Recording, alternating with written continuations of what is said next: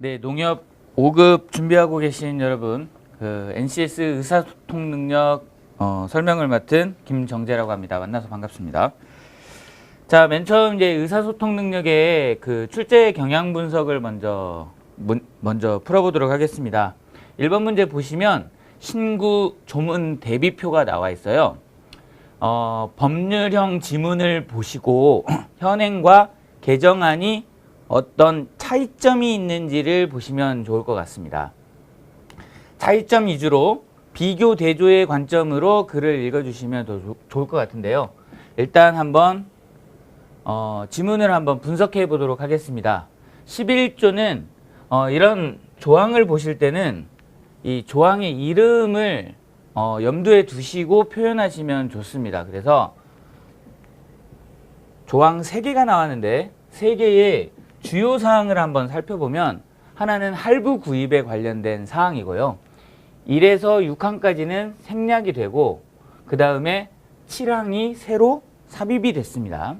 두 번째 14조를 보시면 단기 카드 대출에 관련된 현금 서비스와 관련된 내용입니다. 그래서 1, 2항은 생략이 되어져 있고 3항이 이때 과거에 신설이 됐었는데 이 3항이 변경된 내용입니다. 그래서 이 3항의 과거와 다르게 변경된 내용에 대해서 잘 살펴보시면 좋고요. 마지막 세 번째 23조에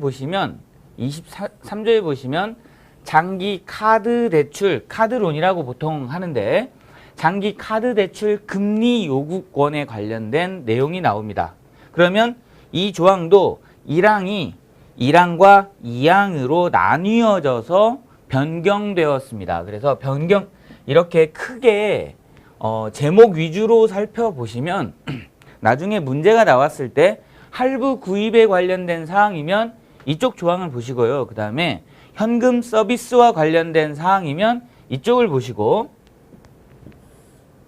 세 번째 카드론에 관련된 금리 인하 요구권에 관련된 내용이 나오면 이쪽을 보시면 됩니다. 그래서 목차 중심으로 큰 텍스트 위주로 먼저 살펴보시는 게 순서다. 이렇게 생각해 보시면 좋을 것 같습니다.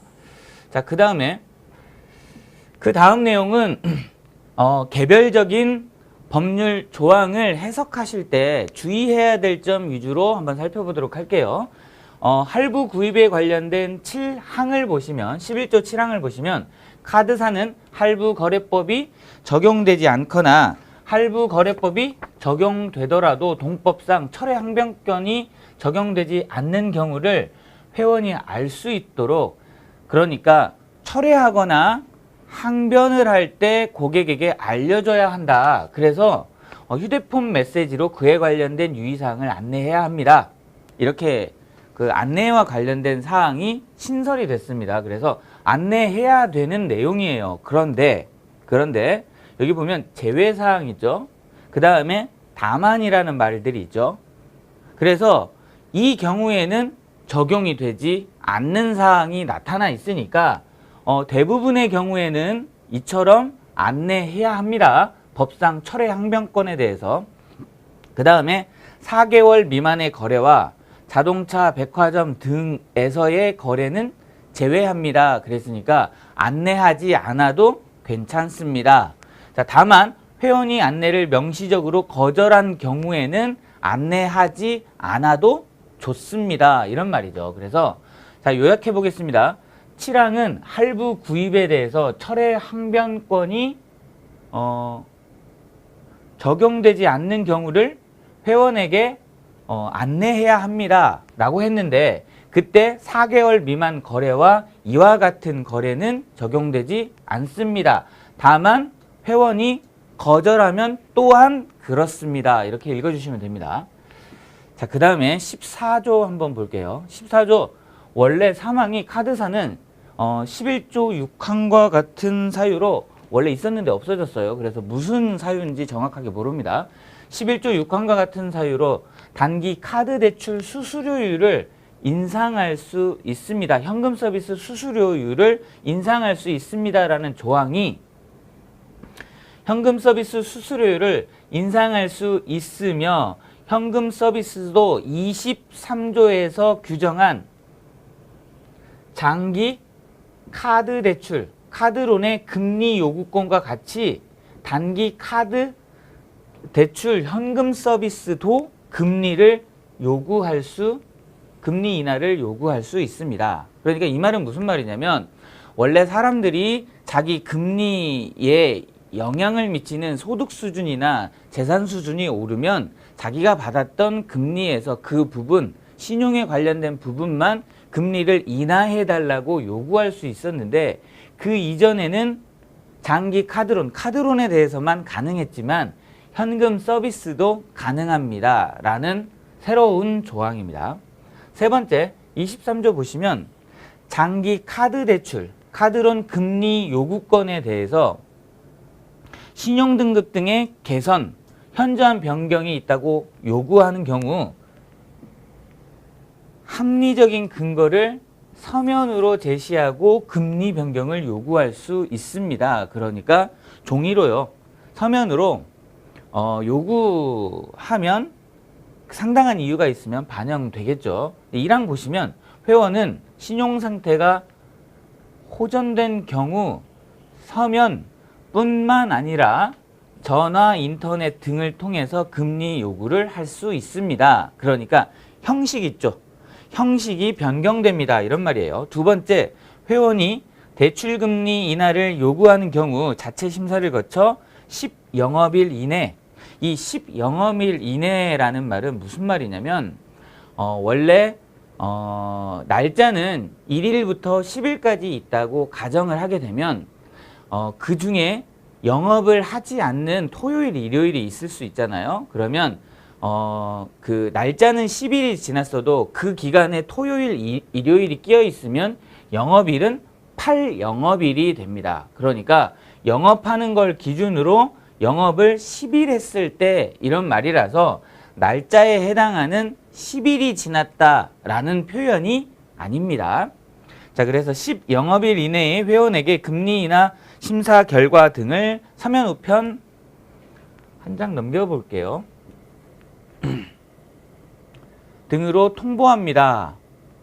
여기 이제 10영업일 통지합니다. 사항을 보시면 카드사의 요청이 있는 경우 채무자의 신용상태 변동 등을 입증할 수 있는 서류를 제출해야 합니다. 사항은 금리 요구권과 관련하여 금리 인하 요구 요건 신청 및 통지 절차 등을 마련하여 별도로 고지합니다. 라는 내용이 새로 들어갔습니다. 그래서 전체 이제 3개 조항이 있었죠. 할부 구입에 관련돼서는 법상 철회 항변권이 적용되지 않는 경우를 통지해야 되는데 그렇지 않은 사항까지. 두 번째, 현금 서비스 경우에도 금리 인하를 요구할 수 있습니다. 세 번째, 장기 카드론 금리 인하를 요구할 때 다양한 방법으로 요구할 수 있습니다. 이 정도로 요약해 볼 수 있을 것 같습니다. 자, 보기 보시면 기억번에 이제 질문이 맨 처음 1번의 질문이 고객의 반응 중 적절한 것은 이렇게 했던 거예요. 그래서 기억번 한번 읽어보면 신용등급이 오르면 뭐 합니까? 현금 서비스의 금리는 카드론처럼 내려달라고 요구할 수 없는데요. 이렇게 말하고 있어요. 그러면 카드론에 대해서 여기 보시면 단기 카드 대출 서비스도 카드론과 마찬가지로 금리 인하를 요구할 수 있죠. 자, 그래서 기억번은 틀린 지문에 해당하고요. 그래서 밑에 가셔서 기억이 있는 지문을 제거하십니다. 두 번째, 니은 세상 좋아졌네요. 최근 취업하게 되어 장기 카드 대출의 금리를 인하해달라고 카드사에 전화했죠. 예전엔 서류를 통해서만 가능했는데 전화나 인터넷을 통해서 가능합니다. 라는 표현 아까 보셨을 거예요. 그래서 니은은 맞는 지문이 됩니다. 그래서 2번과 5번 중에 정답이 있을 것 같아요. 디귿번, 7월 10일에 홈페이지를 통해 카드론의 대출 금리를 인하해달라고 요구했는데 열흘이 지나도록 여기 열흘이요. 10일입니다. 10일이 지나도록 심사 결과를 알려주지 않다니 약관 위반 아닌가요? 라고 주장하고 있습니다. 그런데 위 지문을 보시면 10일이 아니라 10영업일이라는 표현이 있어요. 그러니까 10일이 지났어도 10영업일은 그 중간에 영업하지 않는 날이 끼어 있으면 10일을 넘어서 한 12일이나 한 13일까지도 될 수 있습니다. 그러니까 이 이후에 10일이 지났어도 이 10일 기간에 영업하지 않는 국경일이나 토요일, 일요일이 끼어져 있으면 12나 13이 되어서 통보를 해도 약관 위반 상태가 아닌 겁니다. 그래서 이 표현은 디귿변은 그 약관의 약관의 위배 잠시만요. 인하해달라고 했는데 열흘이 지나도록 알려주지 않다니 약관 위반이 아닌가요? 약관 위반이 아닙니다. 그래서 이런 반응 자체를 보일 수는 있습니다. 그래서 디귿번은 맞는 표현이고요. 리을번까지 읽어볼게요. 리을번 병원에서 3개월 무이자 할부로 치료비를 납부했는데 거래 시 철회 항변권이 적용되지 않는 경우라는 문자 메시지를 받지 못했어요. 전혀 받지 못했어요 라고 하는데 병원 3개월 무이자 할부예요. 자, 위로 올라가서 한번 살펴보시면 4개월 미만에 해당하지는 않죠. 3개월짜리니까. 두 번째, 병원 자체의 거래는 원래 모든 거래는 철회 항변권에 대해서 적용되지 않는다는 걸 알려줘야 됩니다. 원래 철회 항변권이 있으니까요. 알려줘야 되는데 이 병원 거래는 그렇지 않습니다. 이렇게요. 자, 그래서 리을번은 틀린 지문이 됩니다. 그래서 니은 디귿에 해당하는 5번이 정답이 되겠네요. 자, 2번 문제 설명드리겠습니다. 2번 지문은 다음 글을 읽고 각 빈칸의 소제목으로 적절하게 들어간 것들을 고르는 문제입니다. 자, 그래서 이 지문의 가장 핵심적인 내용이 무엇인지 살펴보고 그 다음에 보기에 나와 있는 소제목 중에서 골라내시면 좋을 것 같아요. 첫 번째 기억번에 들어갈 게 뭔지 보면 2017년 사회공헌 활동 보고서에 따르면 농협이 가장 많은 사회공헌비를 지출했습니다. 그러면서 세부적인 지출 내용이 나와요. 그러니까 제목으로 따질 수 있는 건 농협이 사회공헌 활동을 많이 했다라는 거고 비용으로 환산하면 이렇게 지출하였다라는 내용이 나오겠죠. 니은번 보시면 사회공헌 중, 이 중이 중요한 말입니다. 그러니까 사회공헌 활동 중에서 자원봉사 활동에 관련된 이야기를 하려는 중입니다. 그러니까 사회공헌은 돈으로도 할 수 있고요. 그 다음에 사람 인력으로도 할 수 있고요. 여러 가지 방식이 있는데 그중 임직원 자원봉사 활동이 여기 보면 참여했다. 그 다음에 횟수가 사회를 넘는다. 특히 봉사단은 이런 시간을 실시했다. 네트워크 활동을 하고 있다. 참여하고 있다. 이렇게 그 다음부터는 단락의 주어와 수어 중심으로 읽어주시면 스피드를 쭉 당겨낼 수 있습니다. 자, 세 번째 디귿번 보시면 그래서 농협은 청소년의 금융 지식을 함양하기 위해 금융 교육에 공들이고 있다. 이렇게 해요. 금융 교육에 관련된 설명이에요. 그래서 학교와 지난해 농협은행은 결연 맺은 학교가 많다. 그리고 그로 인한 수상 실적도 있다. 이렇게 해요. 그 다음에 여기 디귿번 밑으로 보시면 고령화가 농촌 지역을 대상으로 한 사회공헌 활동까지 하고 있다. 이렇게 보시면 좋을 것 같습니다. 자, 그래서 보기 한번 살펴보면, 자, 기업번 해마다 1천억 원씩 지원, 은행권 최다. 자, 비용을 가장 많이 사용하고 있다. 비용에 관련된 부분은 이쪽 부분이네요. 그죠? 그래서 기억번에는 기억이 적당한 것 같습니다. 두 번째, 니은번 보시면 임직원 봉사 연인원 6만 명. 인원에 관련된 내용이에요. 그래서 임직원 봉사활동은 니은에 들어갈 표현이겠죠. 자, 그 다음에 적절한 소제목으로 보입니다. 그 다음에 디귿번 청소년 금융교육에서 어르신 말벗 서비스까지. 자, 보시면 세 번째에서 금융교육에 대해서 청소년과 어르신, 농촌 어르신까지 그 봉사활동을 하고 있습니다. 라는 내용이 되겠죠. 그래서 디귿번도 적절한 표현으로 볼 수 있습니다. 그래서 각각이 소제목으로 들어가기 적당한 소제목 형태가 되었다. 자, 그리고 글을 읽으실 때 제목에 해당하는 글들은 글의 대표를 나타내기 때문에 두괄식이나 미괄식으로 서술되어져 있을 경우에는 머리 앞쪽에 그 꼬리 뒤쪽에 나오는 경향이 있습니다. 논문이나 좀 전문적인 글일수록 두괄식을 좀 선호하고요. 일상적인 그 대화체나 이런 거일 경우에는 미괄식 표현이 좀 많이 있습니다. 그리고 두괄식, 미괄식이 보통 한 70%에서 80% 정도 표현되어져 있기 때문에 그에 해당하는 문장을 먼저 읽는 게 제목을 판단하기에 좀 좋은 것 같습니다.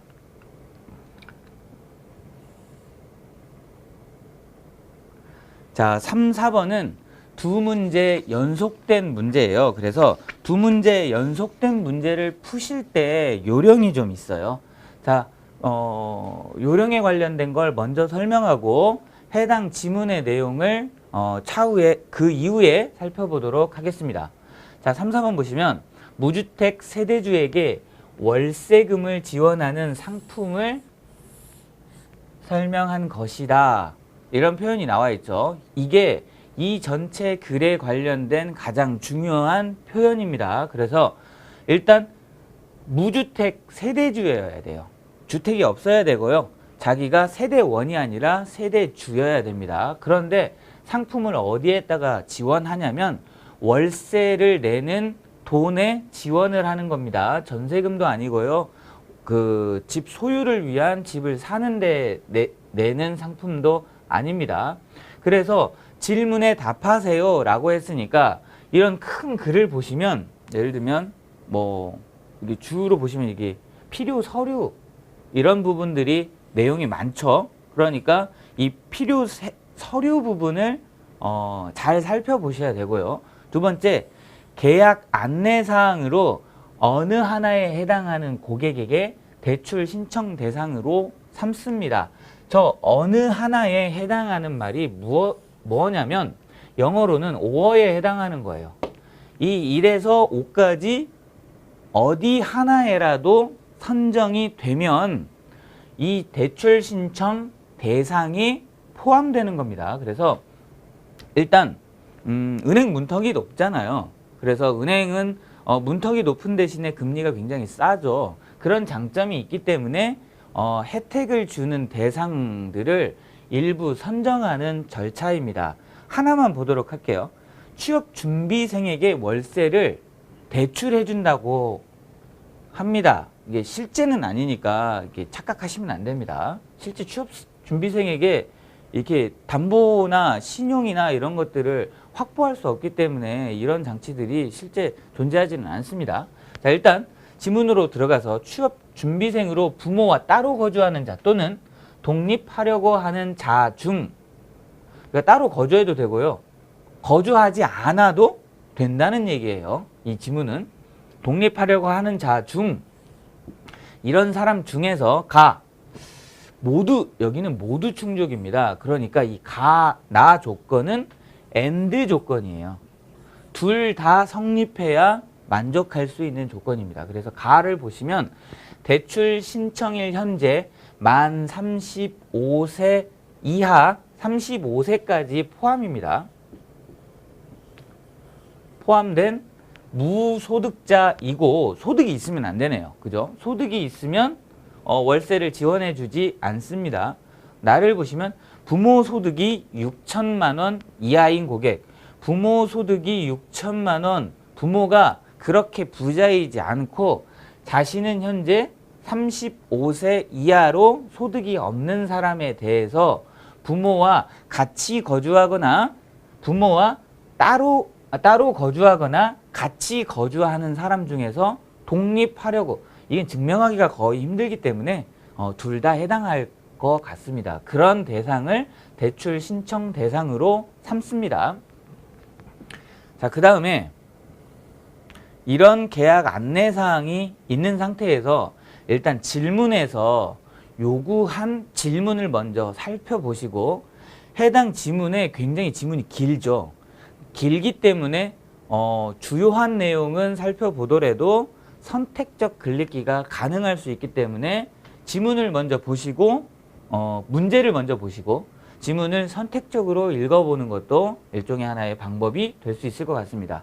자, 3번 보시면 보기 질문에 필요한 서류로 적절하지 않은 것은, 저는 근로장려금 수급자로 직장 때문에 전업주부인 아내 자식과 떨어져 살고 있습니다.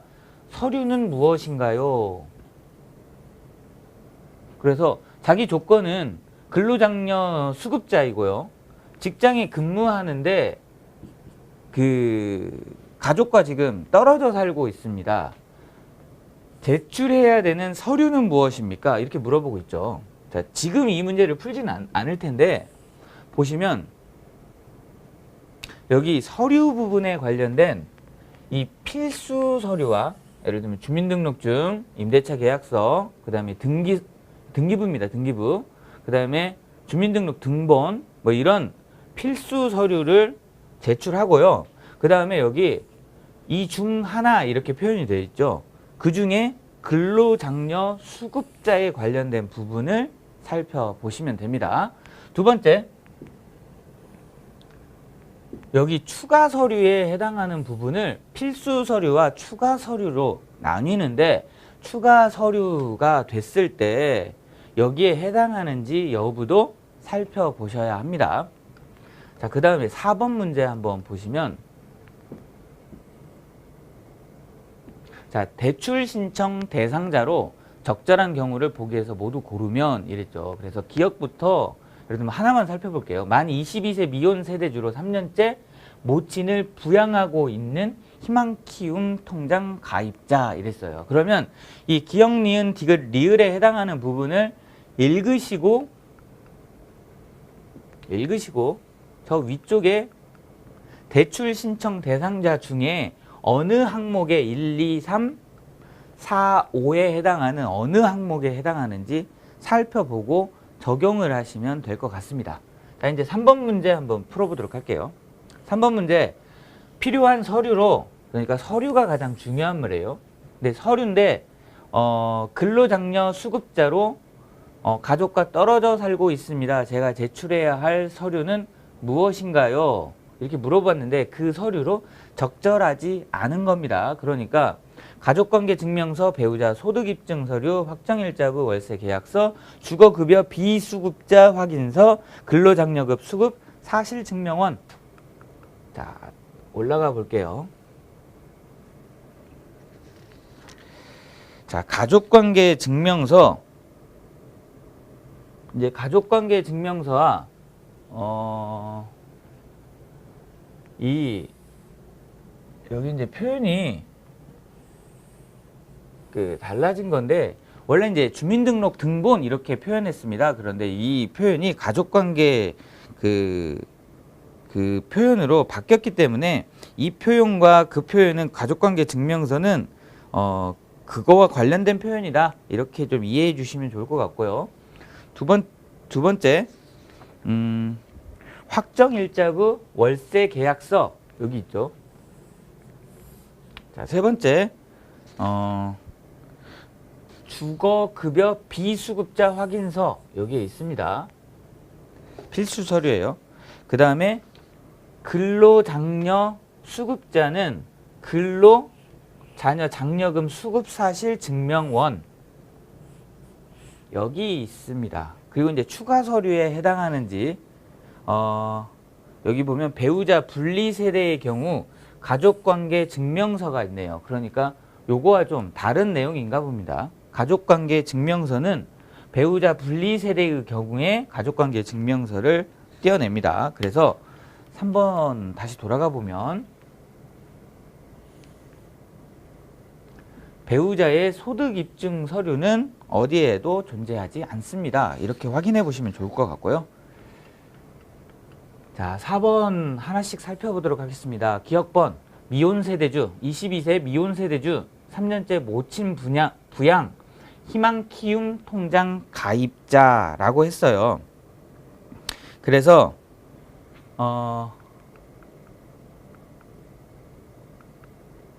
대출 신청 대상에 희망 키움 가입 고객이라는 요 표현이 나오네요. 그 다음에 일반적인 사항으로 여기 보시면 주거급여 대상자가 아닌 무주택 세대주라는 표현이 나와요. 그러니까 주거급여를 받지 않으면서, 그러니까 그 국가로부터 주거급여에 대한 혜택을 받지 않으면서 무주택 세대주에 해당해야 됩니다. 그래서 세대주에 해당하는지 보시고, 자, 그래서 정리해보면 이 사람은 미혼 세대주고요. 그 다음에 여기에 가입했기 때문에 적절합니다. 니은번 살펴볼게요. 2년 전 자녀 장려금 아닌가요? 금을 수급하였으며 부부 연소득 합계 4천만 원인 세대주입니다. 여기도 세대주군요. 예. 그러면 해당한 사항을 한번 자녀 장려금과 관련된 부분을 한번 살펴보도록 하겠습니다. 자녀 장려금을 살펴보시면 대출 신청 대상 중에 잠시만요.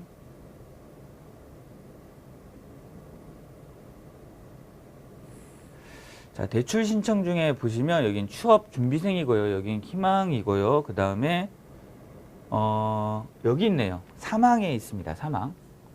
사망을 보시면 대출 신청일 기준 최근 1년 이내에 수급 사실이 인정되는 근로장려금 수급자 중 세대주인 그 인정되는 고객, 여기 근로장려금이고요. 자녀장려금? 예, 여기 자녀장려금이 5항에 있습니다. 여기도 1년 이내네요. 그죠? 그러니까 세대주로 인정된 것과 1년 이내 자녀장려금 수급자 이렇게 표현이 되어져 있습니다. 자, 그래서 2번에 보시면 2번에 2년 전 요 표현이 틀렸죠. 1년 이내여야 됩니다. 그래서 니은번은 해당하지 않습니다. 기억번은 맞는데 니은번이 해당하지 않아서 이로 인해서 정답이 1번이라는 건 바로 확인해낼 수 있어요. 자, 디귿 리을번은 틀린 점만 판단해 보도록 하겠습니다. 디귿번 부친과 모친의 소득이 6,500만 원 이상이고 독립하려는 여기 6천만 원 미만이었던 것 같아요. 그리고 독립하려고 하는 35세 미만 취업준비생 무소득 이건 맞는데 여기가 해당하지 않고요. 리을번 보시면 생애 첫 취업 후 4년째로 본인 소득이 2천만 원 이하 약혼녀 그래서 합치면 3,500만 원으로 결혼을 2개월 앞둔 만 36세 사회초년생으로 가셔야 되는데 사회초년생 여기 있네요. 사회초년생 35세 합산소득 4천만 원 이하 4천만 원 이하는 맞는데요. 35세 이하가 아닙니다. 아니기 때문에 여기서 36세에서 틀렸고요. 그래서 기억번만 맞는 1번이 정답이 됩니다. 자, 여기까지 의사소통 영역에 대한 설명을 마치도록 하겠습니다. 감사합니다.